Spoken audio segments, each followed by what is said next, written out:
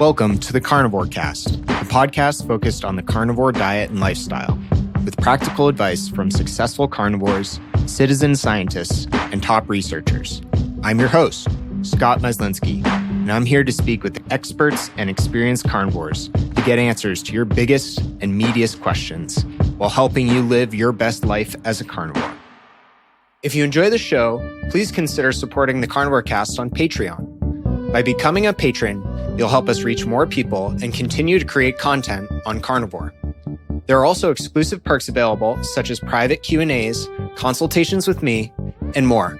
Become a supporter at patreon.com/carnivorecast. Check the episode description for the link. Thank you, and I'll see you there.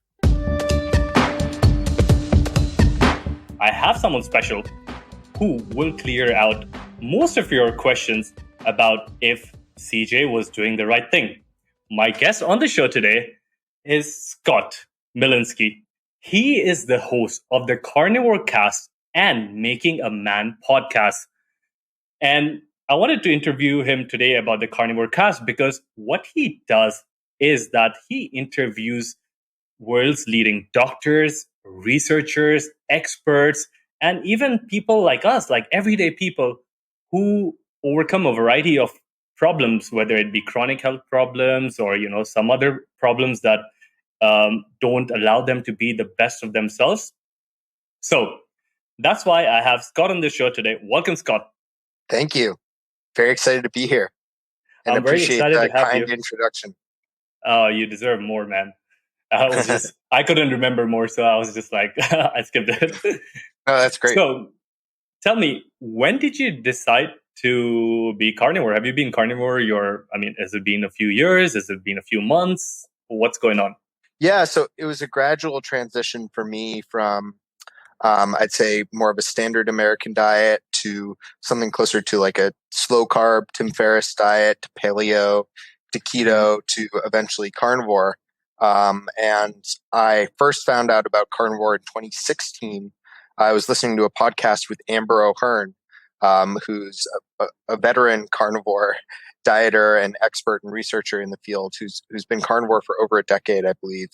And she was talking about how a lot of the epidemiological evidence that supports plants, vegetables, and fruits in particular being supremely healthy is the same type of evidence that vilified cholesterol and eggs and red meat, which we know is not completely accurate. And so I said, hey, that's really interesting. And I was already eating at that point a diet which was predominantly meat with some avocado, some nuts, some vegetables. And so I said, hey, why don't I just try eating only meat, drop this other stuff, see how I feel. At the time I had some gut issues, some metabolic issues. I could lose some weight. I had some energy issues. And so I decided to give it a shot, and I dove in, and I followed a very strict carnivore diet, no cheats, no exceptions, for 3 years. And then in 2019, I started systematically reintroducing foods very slowly to what I eat today, which is a much broader spectrum of foods. But I still host the Carnivore Cast, as you mentioned, still am very involved in the carnivore community, and still eat a lot of meat. Amazing. It looks like a well-planned journey at this point. But what happens is when I talk to people and I tell them, hey, this weekend, I'm only going to eat meat and eggs. They're like, how can you just do that to yourself? Because meat, again, we know that, like you mentioned, cholesterol, meat, all of these things have been vilified in the past. And now research has, not even research, evidence is there to support that it was all quote unquote bullshit. But there is still this persona of people, and they think that when you're only eating meat, it's a bit scary. Why do you think, apart from this, vilified things of others, why do you think people have this perception about meat? And moving forward, do you think the carnivore diet is safe for long term? Yeah, I think it's very safe for long term. There are a lot of different directions to take this, but animal foods are the most nutrient dense foods on the planet in terms of vitamins and minerals. Beef especially has more more of them that you can't get from the plant kingdom, and they're more bioavailable as well. So whereas we might be able to get something like vitamin A from spinach, it's not going to be as readily used and available in our body as vitamin A from, say, beef liver. And red meat is full of essential B vitamins, folate, all these things that we can't get really from a vegan diet or plant-based diet in sufficient amounts, and a lot of people are deficient in. So eating a lot of meat, regardless of whether you're going to drop vegetables or plant food, is just a great idea for your overall health. Additionally, a lot of people are under-eating protein, or not getting the right amounts of protein, the right sources of protein. And so meat is great. It has a complete amino acid profile. It's a great source of protein to help support not only building muscle, but a lot of vital organ function. It's important for your skin, your nails, your teeth, your brain to function optimally. So all these things can be found in meat in great quantities, and without a lot of things that are potentially problematic for some people. Not everyone has adverse reactions to fiber or FODMAPs or certain foods, but a lot of people do. And so I think the carnivore diet at its core is really a very effective elimination diet. To take things out, and then you can test them and you can see what you react to. Some people have problems with dairy, some people have problems with nuts, some people have problems with certain types of vegetables, with fruits, with grains. And by trying a carnivore diet for 30 days, you can find a lot of those things out for yourself. Mm-hmm. Isn't it better to get like a food analysis, like a food reaction analysis done, and then you get to know exactly what you're allergic from and just remove that food group? Yeah, that's a great point. A lot of the science I've seen is that those tests are highly inaccurate. Okay. And so unfortunately, they can't be super reliable. And also oftentimes, like, one problem with those types of tests is they'll just pop up whatever you've been eating a lot of lately. So if you've been eating a lot of dairy in like the weeks leading up to the test, it'll say, oh, you're allergic to dairy, because there will be a lot of those enzymes and that food present in your blood. So it's very easy to show up on a test for what you might react to. So I really think the most simple and effective way, and it can be a slog sometimes. It can take time to do a food reintroduction protocol, but it was really beneficial for me, for my wife, for some clients I've worked with, to try this. And, you can have different degrees of rigidity and flexibility with food reintroduction. You can do it super precisely and exactly, like one food at a time, once a week, and that could take forever. Or you can say, hey, today I'm going to try eating fruit, and see how you do for a day or two, and then tomorrow I'm going to try eating vegetables. It doesn't have to be super complicated. I recommend somewhere in between the middle of those two extremes, but yeah, I think a food reintroduction is probably the best way to learn. Yeah, I would also agree that sometimes the best answer is found in balance, and you don't have to linger around in the extreme ends. I mean, you can do that, but then you always come back to balance. And this is my personal story. All throughout my life, I have been on the extreme ends of things. So I'm with that kind of a mindset that if I like something or if I have to chase something, and that's it, very type A, like I have to go get that. And then I remember my grandma, when she was still alive, she would always tell me that, hey, CJ, everything in life is in a balance. And the more you bring balance into your life, you'll start seeing good things. And I was like, you don't know nothing. It's so old and you're not from this generation and things don't work out that way. But then as I age, I realized that every time you look for the extremes, it does work out for some time, but then you come to a realization that, hey, maybe the balanced approach was a good approach. Now, you brought up something important, fiber.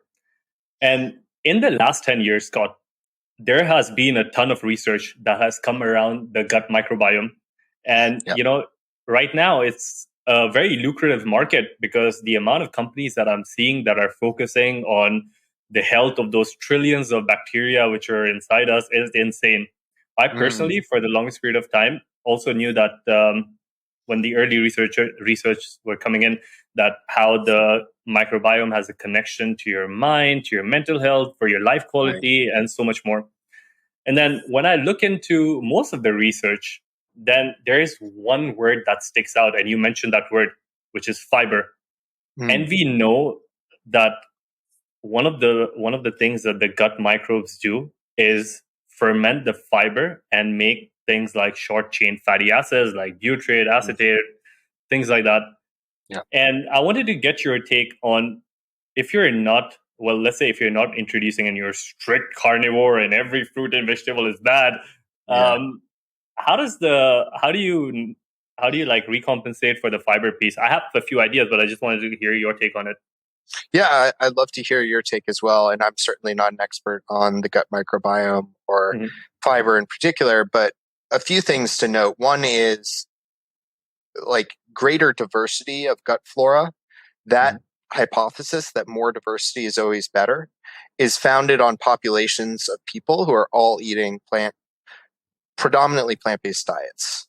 So, like, yes, it may very well be true that if you are eating a lot of fruits and vegetables and plants, then yes, it is better to have more diverse gut microbiome. It's similar to the argument for fiber's inclusion in the diet at all.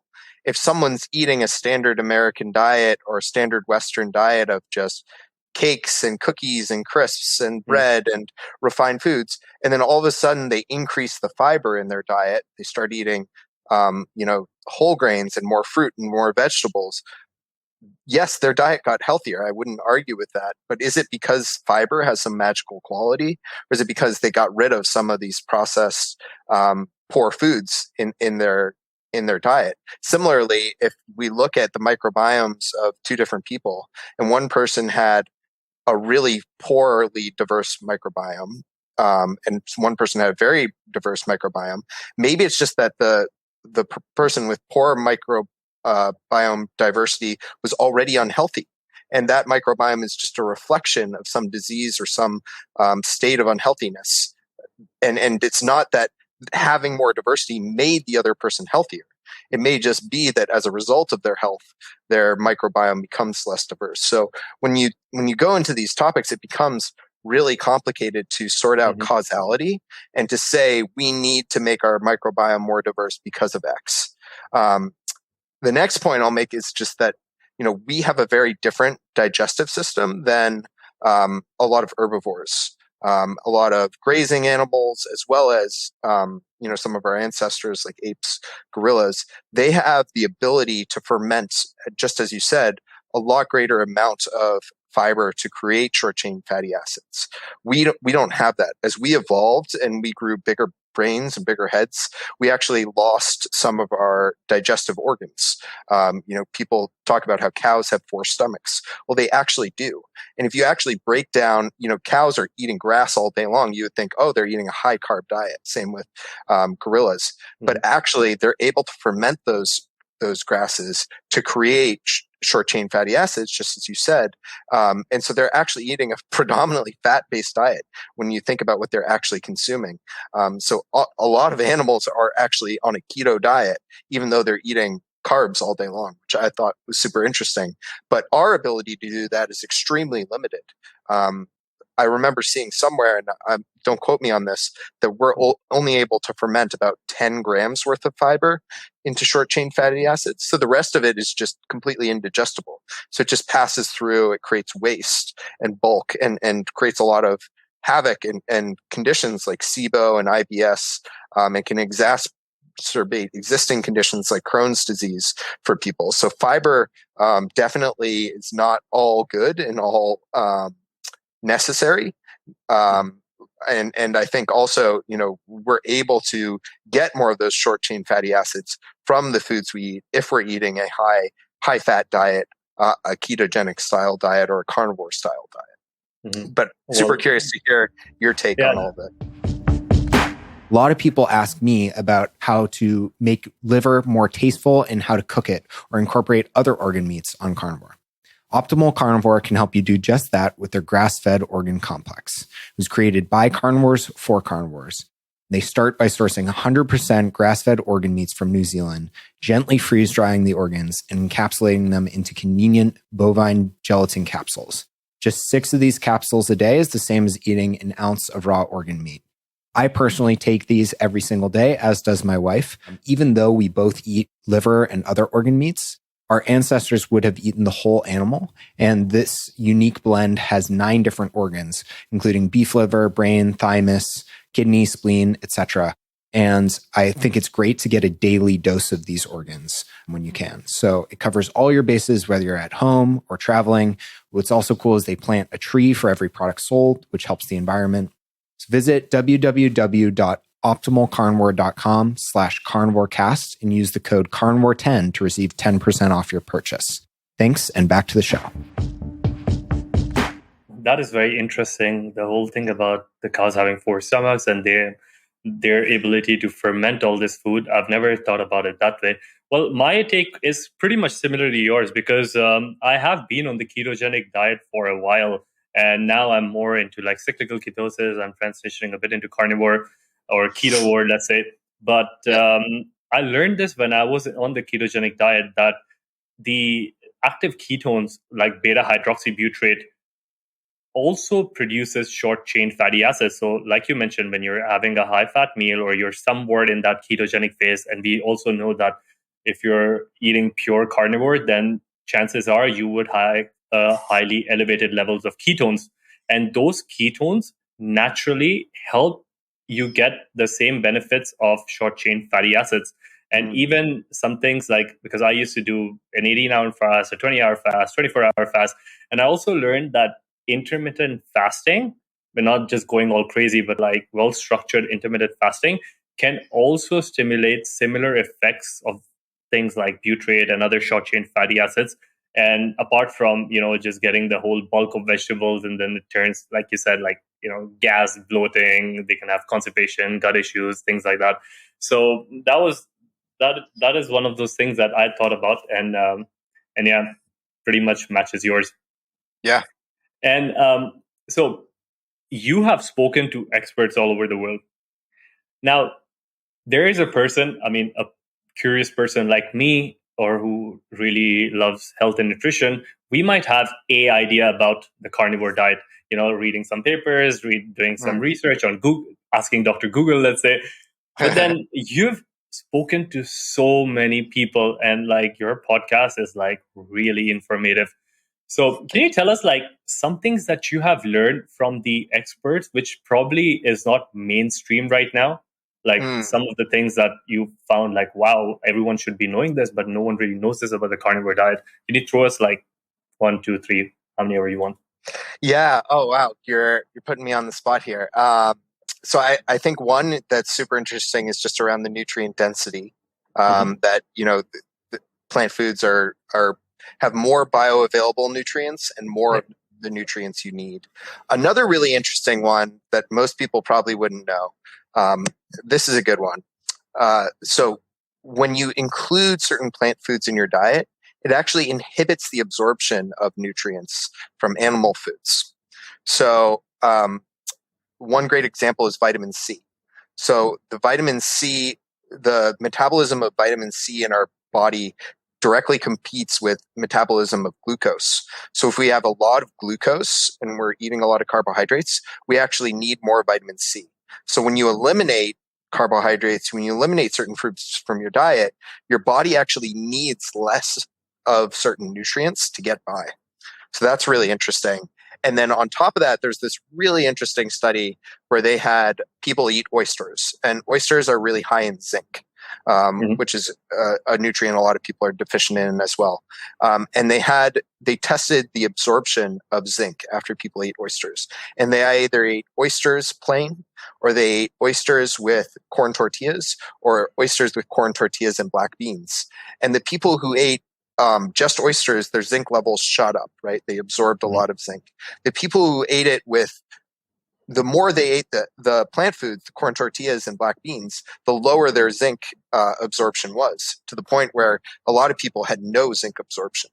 So the really interesting thing about carnivore, and why I say it's like the ultimate elimination diet, is because not only will you find out which foods you react to, you'll also just like free up the space in your body to be absorbing nutrients maximally, which is really awesome, and why I think a lot of people feel so much better after the adaptation period on a carnivore diet.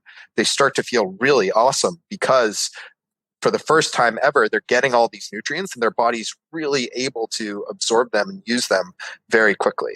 So I'd say that's one thing that's really interesting. The other thing about a carnivore diet that most people probably don't know, just from like typical mass media, is it's really not a weight loss diet. I think if someone came to me and said, I need to lose 30 pounds in 30 days, I would not start them on the carnivore diet. The carnivore diet is more about resetting your gut health, your mental health, your physical health, your attachment to food, your metabolic health, and getting healthy first. And then as a consequence of that longer term, it becomes effortless to lose weight and keep weight off. And it's more sustainable in that way. But it's not a quick fix. It's not something where you'll just start eating it and you'll instantly drop weight. Some people might, if you're really overweight and you've been eating in a huge surplus, but a lot of people come to the carnivore diet and they've been restricting and dieting for so long, and they start carnivore diet and they actually gain some weight initially. And that's okay. Their body needs more nutrients. They need to get healthier. They may put on some muscle mass. They may recomposition themselves. It's not just about the weight on the scale. And so I really encourage when people start the diet to have a longer time horizon. It doesn't mean you have to be super strict carnivore for the whole time horizon, but if you're going to be eating more meat, don't say, I'm doing this because I need to lose weight. In the short term, I think you're set up to fail when you do that. Give yourself the freedom to eat as much as you need to the point where you're not hungry. Fill up on the good stuff, fill up on meat. So you're not snacking between meals, so you don't have cravings. And then naturally, you'll get to a point where you're so satisfied that it becomes easier to go longer periods of time without eating. It becomes easier to eat less food. So I don't think people should come to a carnivore diet with a mindset of restriction, saying, I'm going to intermittent fast, and I'm going to do CrossFit 6 times a week, and I'm going to go in a calorie deficit, and I'm going to lose 30 pounds. I think you're set up to fail. I think people should start from a place of, hey, I'm going to get my health in order. I'm going to eat some more meat. I'm going to rest. I'm going to focus on my sleep. I'm going to build good habits. I'm going to repair myself. And it's going to become easier long term to lose weight when I do that. I love that. And everyone who's listening to this, one of the questions that I think everyone must be having right now is if you had to suggest someone who wanted to lose so much weight, which diet would you put them on? Probably like a protein sparing modified fast, just like lean chicken breast and vegetables. And like starve yourself, and you'd probably destroy your metabolic health. Your thyroid would tank. Get hypercortisol. Yeah, exactly. And then after 30 days, you'd feel absolutely miserable, and maybe you'd lose some weight, and then you'd binge and gain it all back, and then some, and feel way worse. And then you see why your boss or your wife or like people around you start hating you now because you don't have any more patience to deal with everyone's bullshit. Exactly. Love that. Also, I love all the points that you said, and it also reminds me of these times where normally when I cross like a salad bar or something, or once me and my mates want to get some food, and everyone's like, "Hey, I've gone to the gym, so I'm like trying to be in shape, and I've got to like put on the vegetables and salads," and then me, honestly, like I'm tired of telling people stuff. So, because most of the times my friends they're not too much into health, so they're not going to listen. So I'm just going to be quiet and I just observe them. And almost even with my friends or like others, 85% of the time, all of these people who want to lose weight or just want to get in shape, they will head over to a fancy salad bar. And most of the times they're like, oh, is there protein? Yeah, tuna, chicken, fish, I don't care. But, we also have to put the lean greens in. So then I see people put kale. I see people put collard greens. I see people put spinach. And then they pay a hefty amount for their salad because it's like all fancy. But what happens is people don't realize, and everyone who's listening to this, I want you to understand this, that vegetables have something known as anti-nutrients. And what anti-nutrients are every different vegetables have like different subsectors of these anti-nutrients. And one of the properties of these anti-nutrients is to have enzyme inhibitors. And what these enzyme inhibitors do is that let's say you're putting that spinach and you're putting all of those things, and now you think you're going to get like the calcium and all the vitamin C, but that doesn't happen. Instead, it actually blocks the protein enzymes like trypsin, chymotrypsin, and things like that from your food, just like Scott says. So it's like you think you're going to be healthy and you put all these things with phytates, lectins, goitrogens, phytic acid, oxalates, and all of these tend to do worse things for you. So when it comes to vegetables, like I want everyone to know that not every vegetable on the face of this planet, and we haven't even gone to the issue of, pesticides, glyphosate, organic, non-organic, all of that stuff that plays a bigger role when you're choosing your vegetables. But I just want you to know that not just because, you hear everyone say that, hey, vegetables are good for you, it is the kind of vegetable and the type of vegetable and where you source that vegetable from.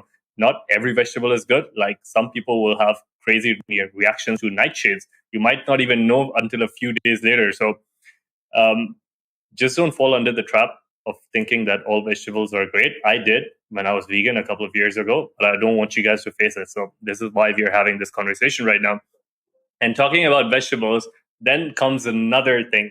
Now, how many times, Scott, like before you got into the health and wellness thing, like let's say when we were growing up, right? We were kids.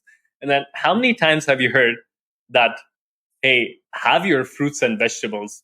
It is crazy that the fruits and vegetables are completely different groups of food, and people always combine them together. And over time, we've just been conditioned to believe that fruits always go with vegetables. But I think it's kind of like ridiculous because, fruits is just a completely different class of things. The sugar in them, the fructose, like the whole, the carbon chain is completely different. But again, a lot of people think that these foods or fruits provide them with many minerals, vitamins, etc. So I know the answer to this, but I just want everyone to hear your take. Like, what's going on there, and like, can you get all the minerals and stuff from a carnivore diet? Yeah, so it's so interesting, and you raise really good perspective, CJ, that like we have this halo around fruits and vegetables. We think of them as like the only source of vitamins, the only source of minerals in the diet, and everything else is kind of just like energy or trash, or people even think of meat as just like harmful and destructive to your body, and like the less of it you eat the better, because it'll just hurt your heart the more of it you eat. But really, all foods are made up of vitamins and minerals and carbon, just like you said, just to different degrees. And meat just happens to be very high in vitamins and minerals, and it's in the form that our body is most used to processing. We evolved eating lots of meat. A lot of the other foods, which we've genetically engineered and mass produced and chemically created, that are a big part of the modern diet today, including a lot of vegetables, which almost all evolved from one plant, the brassica plant, that is basically a form of broccoli that we use to breed like 90% of vegetables from. All of those foods are interesting and have certain properties and can be useful for satiety reasons, for performance, for enjoyment, for certain access to certain types of minerals and vitamins. But a lot of them didn't exist until the last few hundred years. So really what our bodies evolved to eat and make use of is meat and animal foods.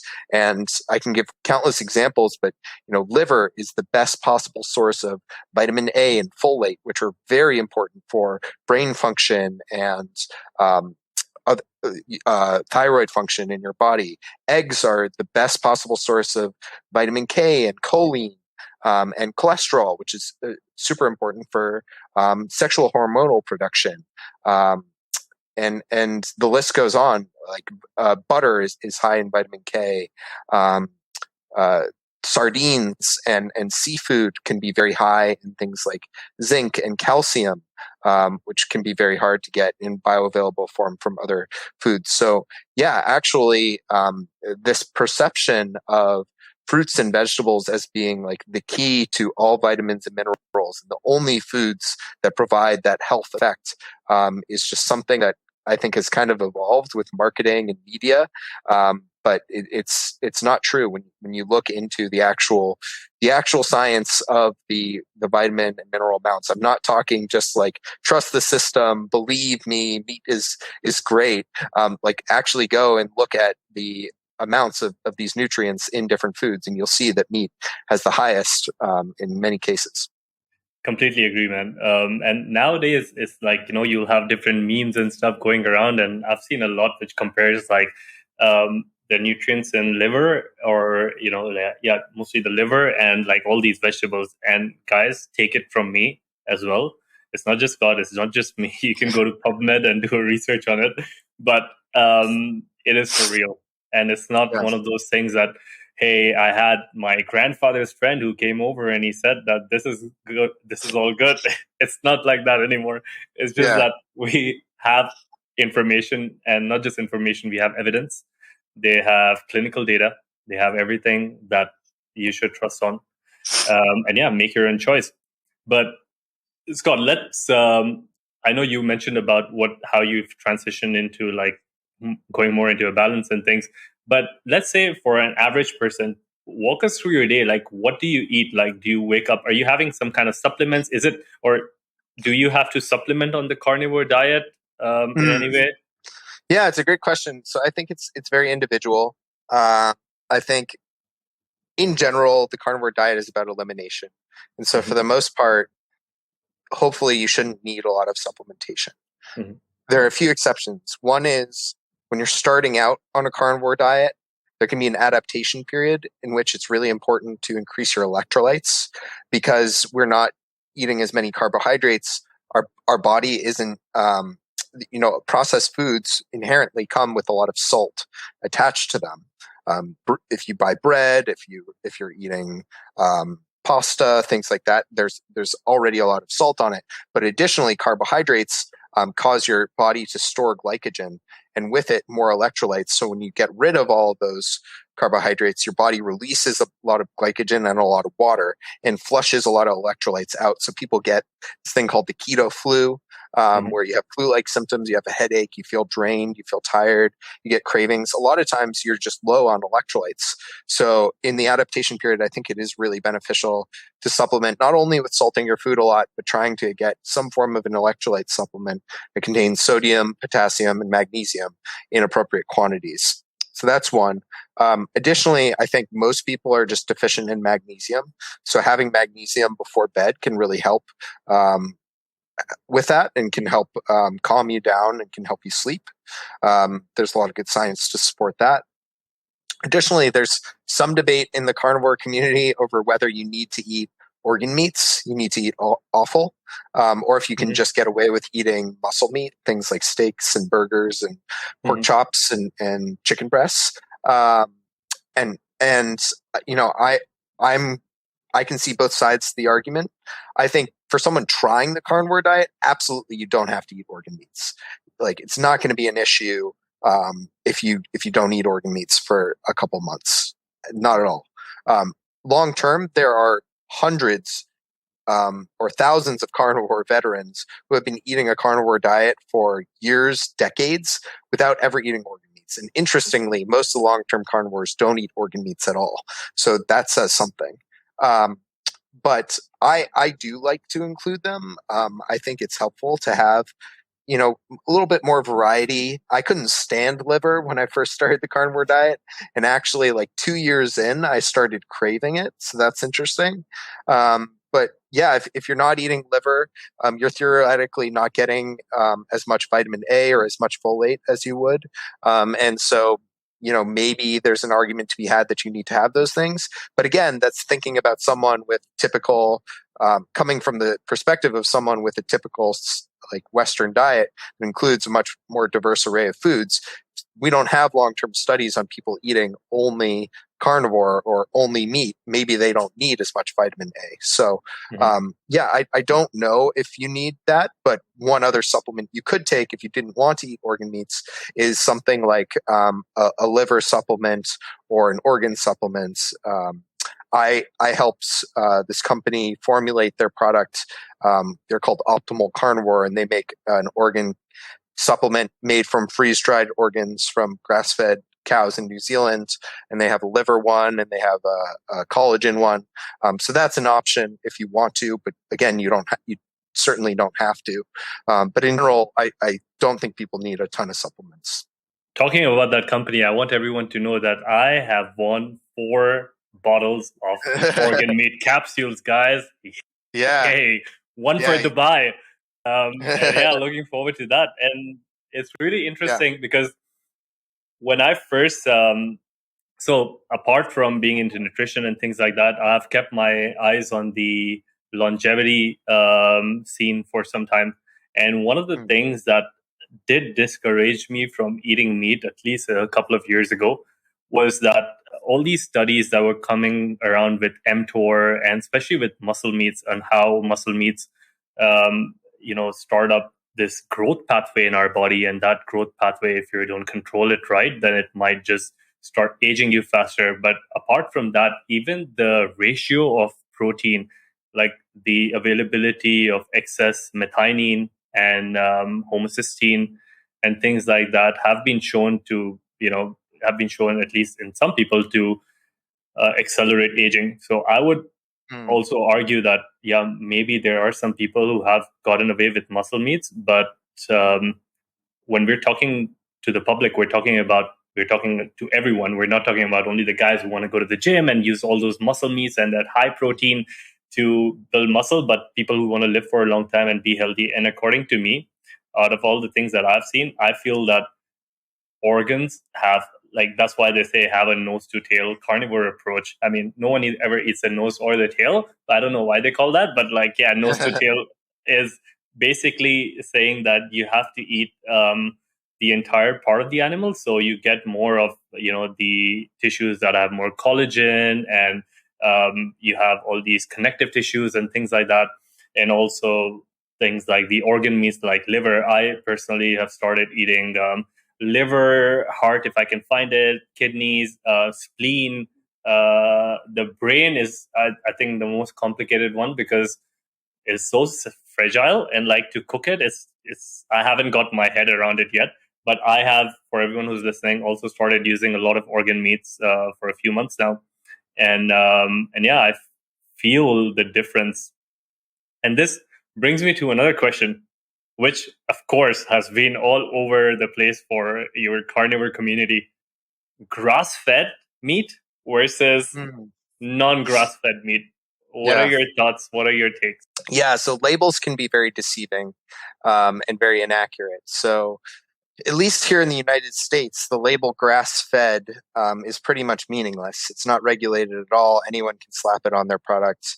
Additionally, all cattle are raised grass-fed for 85% of their life. Some cattle are finished on grain. Some cattle are finished on grass. So grass-fed is kind of like saying nothing. It's like saying water drinking human. Everyone drinks water. So every cow that's raised is grass-fed, technically. A lot of people make the argument, or some people make the argument, that finishing a cow on grass is healthier and produces better quality meat or tastier meat. It's also, in most places, a lot more expensive. I think there hasn't been any strong evidence to say that the nutrient profile of grass-finished meat is really supremely better than grain-finished meat. I think people should always opt for quality and the quality they can afford and the food they enjoy. But there have not been long-term studies on humans eating only grass-finished versus only grain-finished meat showing any difference in outcomes. I think when you look at one of the strongest arguments for eating grass-finished meat is that there's a higher omega-3 to omega-6 fatty acid ratio. But really, that's like very small when you compare it to just eating like one source of pork once in your whole week. If you eat bacon once, that is like a huge load of omega-6 fatty acids, and it wipes out any difference between the omega-3 and omega-6 between grass-finished and grain-finished beef that you would have for the whole week. Same with having like nuts once, or having chicken once. Those foods are so high on omega-6 that it wipes out any difference in the beef you're eating. So I think, on the whole, it probably doesn't matter. You should eat the meat you can afford, eat the meat you enjoy, and eat the meat that you want to support, whether it's a local farmer, which I think is fantastic.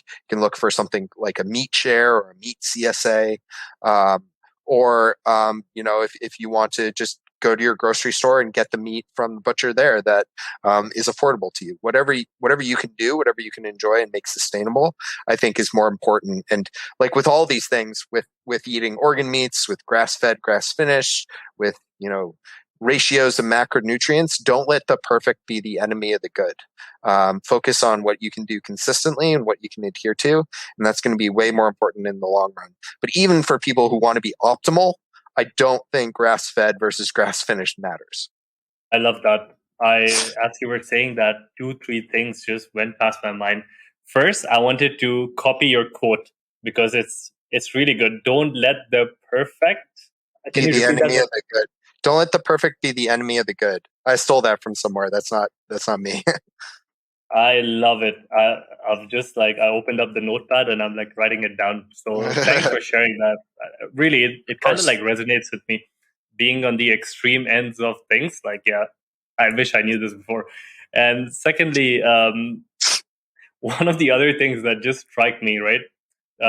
When I used to travel a lot before, and obviously after COVID and stuff, and every time I would travel, because in UAE, we don't really have a big market of grass-fed, grass-finished products. So if I would travel to the US, I would travel to South Africa, I would travel somewhere, and all half of my bag would only be full of meat, because I would go to the grocery store and I'd be like, grass-fed, perfect, got it, finally, because I was like, oh, grass-fed is a good thing. If not grass-fed, you're a bad person.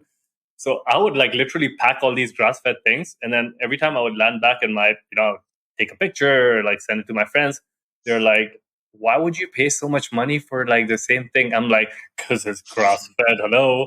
And as soon as he said that, in the US, especially because I did a lot of my shopping from the US, that these things are unregulated, all of my friends' faces just popped in my head. That's I was funny. like, oh God, I should have listened to that. Yeah, it just happened. And then this code. But thanks for sharing that, because that honestly does solve a lot of confusion, because you hear a lot of the grass-fed, and I would always try to, but very rarely, you're right, would they mention on the label that it is grass-fed and grass-finished. Most of the times it's only grass-fed or pasture-raised, but not pasture-finished. So that's an important thing for people to look into. And another thing that you mentioned was eat what is easier for you, and eat if you're in a place where you have farmers market, go to your local farmers market, talk to that person, you get a vibe, and then support them. Or in US, I know you have these different companies who are actually doing all this grass-fed, like Butcher Box and things like that. You can go to them, or just cross the street. I mean, just because you can't, and you said it, I can't say it any better. Don't let just cross the street, get the liver, cook it, and enjoy it. Now, what's the role of, because surprisingly, I've never been so much into dairy, but when I see the world, people love dairy. There's something about dairy that people love a lot. What's the role for dairy in the carnivore diet? Because it comes from cows, right? So So I like to really not be dogmatic in my approach to diet, or I really hate when people are like, this food is carnivore, this food isn't carnivore, just because it came from an animal. If you want to eat honey, go ahead, be my guest, but don't tell me that like honey is magical and harmless just Yeah. because it came from an animal and is technically carnivore versus some other form of sugar, like whatever. So that's kind of a pet peeve of mine. But I think dairy is very individualistic. I think this is something you need to test. A lot of people have really bad inflammation, gut health responses from dairy. It makes a lot of people sick. It can mess with your sleep, your digestion. A lot of people gain a lot of weight very quickly eating dairy, partly because of the casomorphines. Something like 90% of people have a gene where cheese is extremely addictive to them, and their body can't really regulate the amount of cheese they eat. It's like hyper palatable. So I'd say, test it out for yourself. You may be lactose intolerant. You may just get a bad response from dairy in how you perform, how you look, how you feel. So try it out for yourself. And do you prefer, or in your personal choice, would you tell people that to choose a dairy versus the another? Like, we know that most of the things that you mentioned come from the A1 dairy, which is like a type of protein, casein protein that they produce. But then there's also A2 that the goat, sheep, and I think buffaloes also produce it. And do you recommend people try out like A2 versus A1? Yeah, you could try that if you want to. I don't have a horse in that race. You can try whatever you want. Cool. And so there are, as of what I understand, so if someone is trying to be athletic and someone's trying to put on some muscle mass, do you think it's possible to do that just with the carnivore diet? Or, you need to add in, you don't have to be so dogmatic about it. You need to add some carbs here and there just for the insulin response? Or like, what have you seen or noticed with people when it comes to building muscle, getting strength? Yeah, so the number one driver of building muscle is going to be the training. Your response to training is what causes your muscles to build. So you need to sufficiently challenge your muscle. Doesn't really matter what fuel you're providing it. If you're not training hard and training the muscle progressively with heavier weights or more reps or more tension, then it's not going to grow. It's not going to be challenged. It's going to have no reason to respond and evolve, because muscle is extremely metabolically expensive for the body to maintain. So it doesn't want to have a lot of muscle. That's why it's so easy to gain fat and so much harder to gain muscle. So I'd say number one is the training. After that, the vast majority of people can build amazing physiques and everything they would want from a body transformation without carbohydrates. I don't think they're necessary to build muscle. And there's a lot of great research from Dr. Stuart McGill and Dr. Jose Antonio and others, protein researchers, experts in this space, that show that you don't need glucose, you don't need carbs to build muscle, and your body can, when it does need some carbs, it can produce its own through gluconeogenesis, which is the conversion of amino acids into glycogen. So the short answer is no. If you are, a very high performing athlete, and if you can tolerate carbs and you want some carbohydrates, they're a great fast digesting, readily available fuel source. And I think they do promote anabolism and building muscle tissue to a degree, but you really don't need them. Sounds good. That does clear out a lot of confusion. Also, when we look into the science of longevity and things like that, there are plant-based compounds that have shown to have some kind of an effect on human lifespan. Well, things like resveratrol from red wine. You could talk about the curcumin or tumerosaccharides from turmeric, the sulforaphane from that brassica family, or like broccoli. And do you think there's in a long-term plan, do you think there is some role for these very specific plant compounds like flavonoids, polyphenols, and things like that to increase our health span? I don't know. I don't know. That should have been my first answer to every question you asked, first of all. But yeah, I'm not sure. The science is not completely clear cut to me on whether those things are actually health promoting. Some people like Rhonda Patrick, sing the praises of these plant polyphenols and say things like sulforaphane create this hormetic response, this like small stress response that causes our body to adapt and get stronger. And others would say, no, that's just like microdosing poison. It's not helpful. It's a toxin. It will only hurt your body and accumulate over time. The answer is probably somewhere in between, and it's probably different for different people, but I'm not sure. I'm not sure, really. What about the other piece? When you have high levels of meat, things like IGF1 and Mtor arise in the body. Now, I've heard some people even argue that, counter to whatever the science tells us, that people who eat carnivore, IGF1 and Mtor doesn't spike as much as you would think it is. Have you spoken to someone about that? What are your thoughts? Yeah, there's a really interesting study that Dr. Ted Naiman, he's a protein researcher. Oh, he's going to be on the podcast soon. Oh, great. Yeah. You should ask him that question, because I believe he shared a study showing IGF-1 and glucose response on a zero carb diet, and it was almost a flat line. So, there are different theories about protein restriction to increase longevity. People saying, to live a really long time, you need to live on the edge of caloric restriction and always undereat protein and glucose.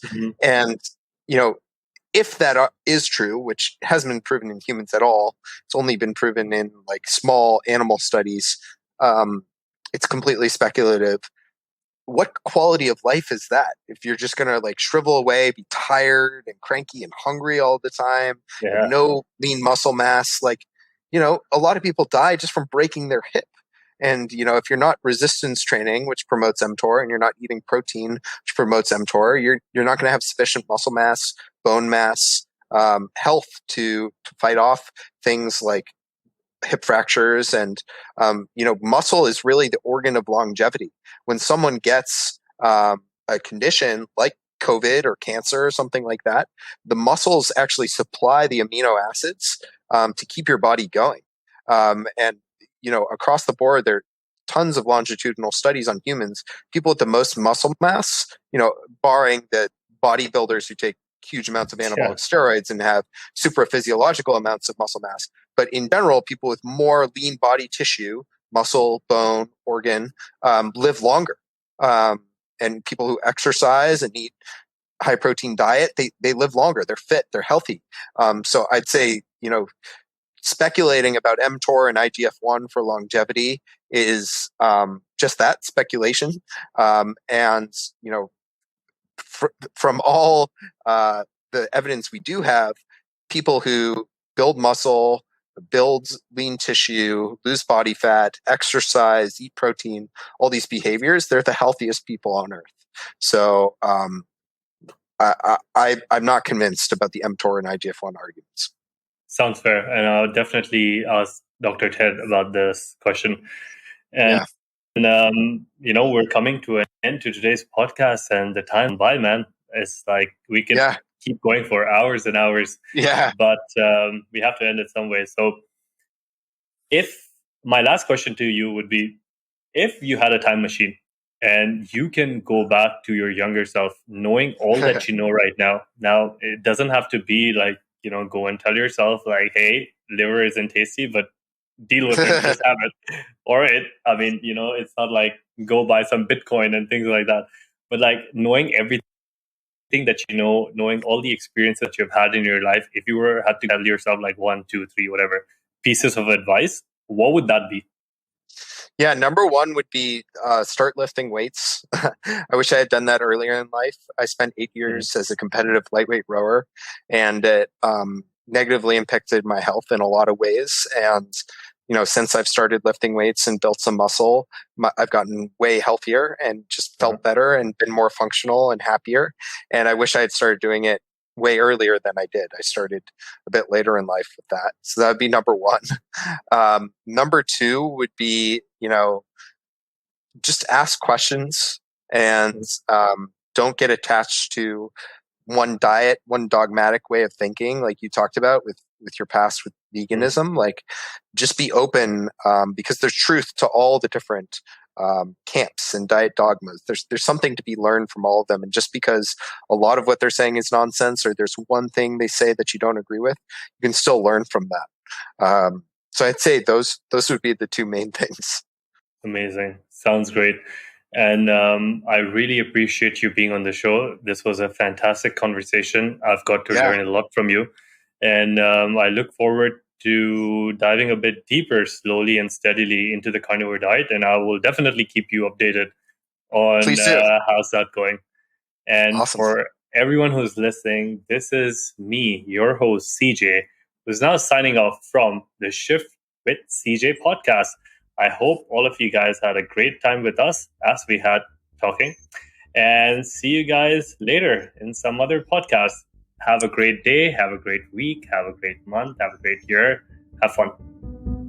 If you enjoy the show, please consider supporting the Carnivore Cast on Patreon. By becoming a patron, you'll help us reach more people and continue to create content on carnivore. There are also exclusive perks available, such as private Q&As, consultations with me, and more. Become a supporter at patreon.com/carnivorecast. Check the episode description for the link. Thank you, and I'll see you there. Thank you for listening to this episode of the Carnivore Cast. If you enjoyed this episode, please review on iTunes. It really helps us out. And share it with a friend. What questions would you like answered, or who would you like to hear from in the carnivore research community? You can find me on Twitter, Instagram, and Facebook at CarnivoreCast, or go to carnivorecast.com. You can also email me at info@carnivorecast.com. I'd love to hear from you. Until next time, keep it carnivore.